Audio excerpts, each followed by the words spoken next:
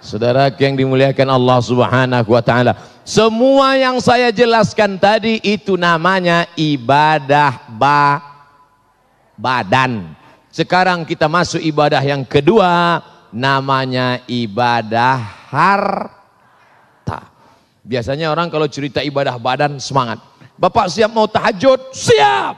Ibu siap mau zikir? Siap. Siap mau ibadah harta?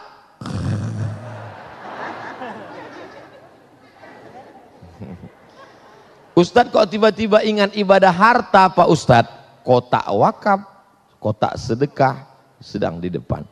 Yang paling tinggi namanya zakat, bukan zakar. Zakat. Kamu sudah bayar zakat? Saya sudah bayar zakat Pak Ustadz. Tiap tahun? Setiap tahun, tidak pernah absen Pak Ustadz. Berapa zakatmu? 2,5 kilo. Itu zakat fitrah bloon. Yang dimaksud ini zakat mal.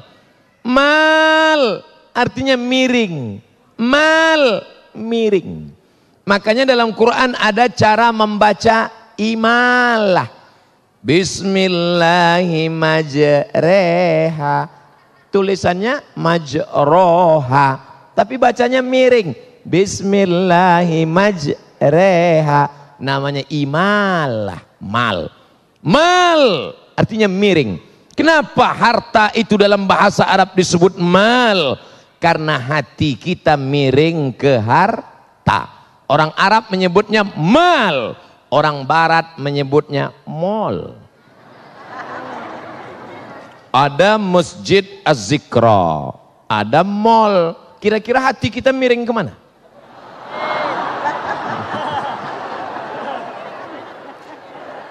Nih Ustadz nih nyindir nih. Tidak. Buktinya malam ini semuanya hatinya miring ke masjid. Setelah dari mall.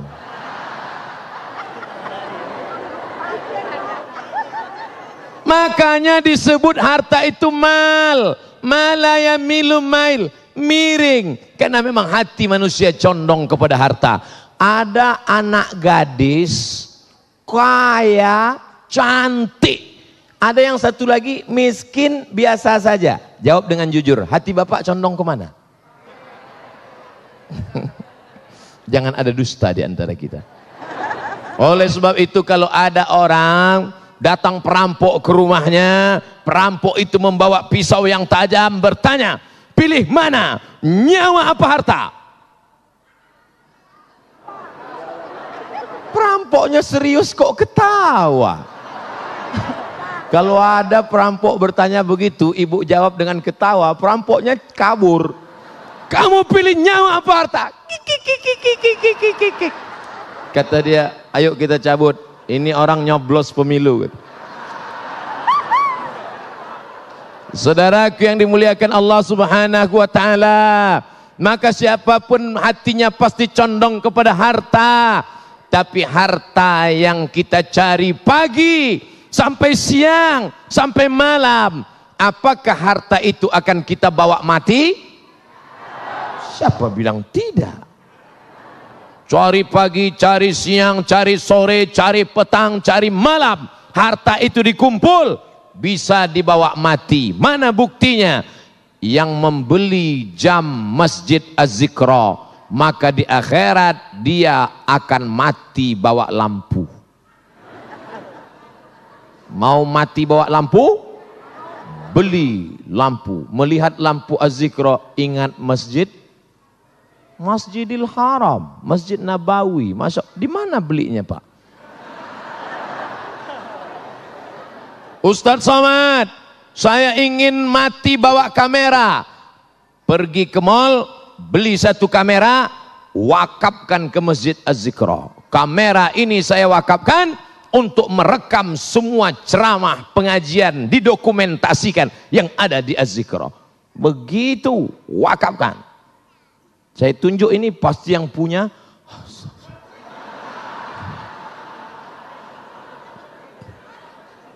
Anak, bapak, ibu, semuanya anak-anak itu harus diwakafkan.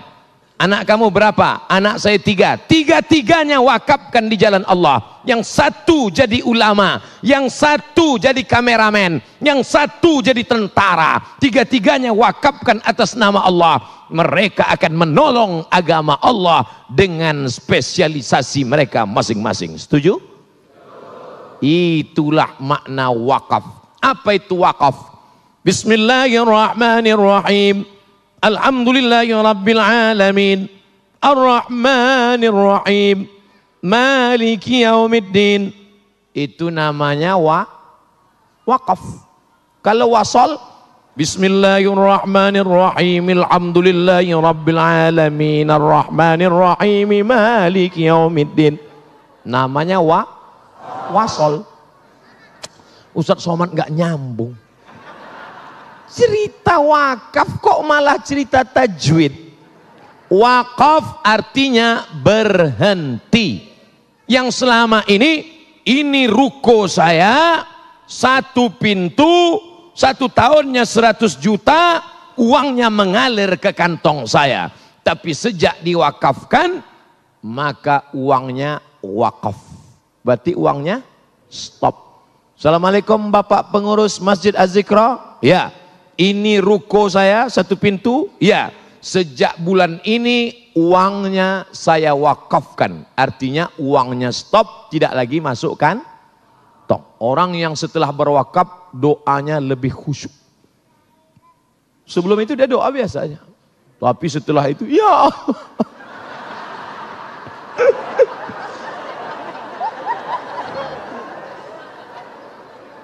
Habbasta aslaha, modalnya engkau pegang, watasaddaqata biha, hasilnya mengalir. Modalnya, rukonya engkau wakafkan, lalu hasilnya mengalir. Kalau sudah diwakafkan, la yuba'u, tidak boleh dijual, wala yuhabu, tidak boleh dihibahkan, pokoknya nggak boleh yang lain. Tidak boleh dihibahkan, tidak boleh diwasiatkan, tidak boleh dijual. Meninggal dunia, anak-anak mesti ngerti. Ini banyak sekarang bapaknya mewakafkan tanah, ketika bapaknya meninggal, anaknya menjual tanah wakaf bapaknya. Kenapa bapaknya dulu mau berwakaf? Karena tanah itu tempat jin buang anak. Setelah bapaknya meninggal, harga tanah melambung, maka si anak menjual. Pemerintah Republik Indonesia mengerti tentang masalah ini. Maka keluarlah peraturan undang-undang baru, namanya Akta Ikrar Wakaf. Bapak-bapak yang dulu sudah mewakafkan tanahnya, yang sekarang belum ada aktanya, uruslah ke kantor. Kantor mana? KUA. Kantor KUA, Pak. Makanya Bu, kalau besok Bapak mau ke AUA, Ibu jangan nangis. Mas hari ini mau kemana? Ke kantor KUA. Apa? Ini untuk ngurus akta ikrar wakaf. Yang berwakaf, yang nerima wakaf, tanah yang diwakafkan, dan ada ijab qabul. Ini yang berwakaf. Saya wakafkan tanah ini 2 hektar untuk biaya operasional Masjid Az-Zikra Galaksi Bekasi tunai. Kata yang nerima, aku terima.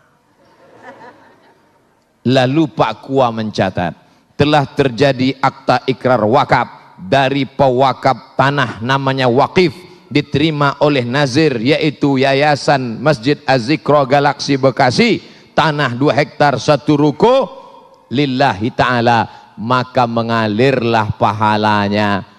Baik, pemirsa yang dirahmati Allah, ketika Allah memberikan harta kepada kita di dunia ini, itulah yang harus kita wajib untuk memahaminya. Ketika Allah memberikan harta di dunia, bukan berarti kita memiliki sepenuhnya. Apa yang kita makan, apa yang kita pakai, sesungguhnya itulah rizki kita. Tetapi yang jelas, yang dianggap sebagai tabungan kita atau saldo kita di akhir nanti adalah apa yang telah kita amalkan, baik berupa zakat, infak, sodakoh, dan sejenisnya. Itulah yang akan kita sampaikan dalam segmentasi selanjutnya.